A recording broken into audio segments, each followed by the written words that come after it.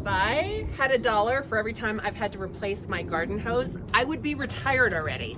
I am very much hoping that this is going to be my very last hose. Let me tell you about it.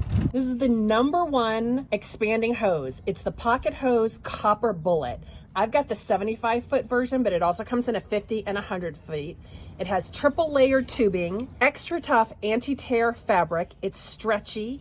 It's lead and kink free. The nozzle has 10 different spray patterns. I'm gonna walk out and fill up the hot tub, and even with the water on, this is so light, it's just not heavy at all.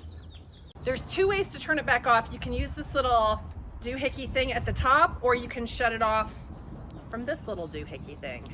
These are very important, serious technical terms. So this guy shuts it off, and then this guy shuts it off.